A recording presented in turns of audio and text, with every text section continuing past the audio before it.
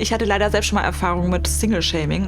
Dieser ganze Druck wird eben größer, je älter man einfach wird. Mir persönlich hat geholfen, mich nochmal selber mit mir auseinanderzusetzen. Wer bin ich, wenn andere nicht mehr hinschauen? Was ist wirklich ein Leben, das ich mir vorstelle?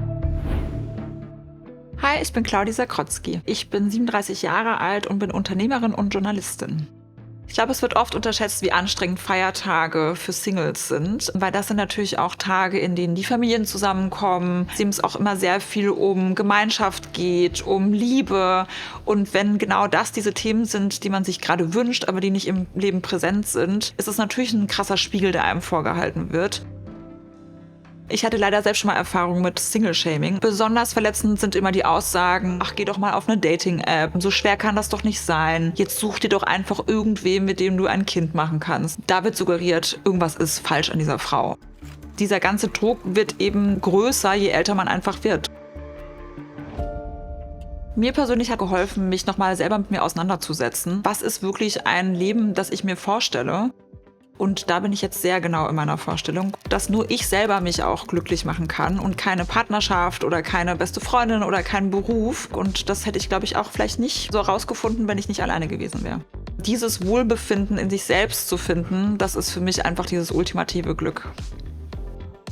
Ich persönlich war lange Zeit nicht aware, wer ich bin und was ich eigentlich möchte, als ich in meinem letzten Konzernberuf war. Und es war etwas, worauf ich jahrzehntelang hingearbeitet habe. Und auf einmal habe ich gemerkt, ich habe keine Passion mehr, es hat nicht mal Spaß gemacht. Und dann habe ich gekündigt und bin in mein sogenanntes Year of Yes eingestiegen. Allem, worauf ich einfach per Bauchgefühl Lust habe, Ja gesagt habe. Und das hat mich mir näher gebracht und meinem authentischen Ich näher gebracht.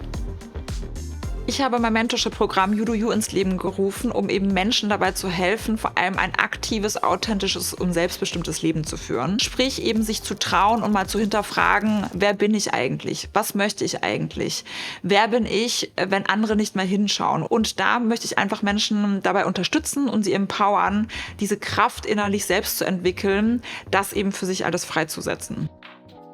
Bei mir bräuchte es wirklich sehr viele Bindestriche, um alles aufzuzählen, was ich eigentlich so mache. Ich war eine der ersten Bloggerinnen in Deutschland. Ich habe dann auch klassisch in der Fashion-Branche gearbeitet, bin sehr viel um die Welt geflogen, wurde dann Chefredakteurin von mehreren Magazinen. Da sich eben durchzuboxen, welche neue Art der Medien man eben schaffen will, das war auf jeden Fall nicht so einfach.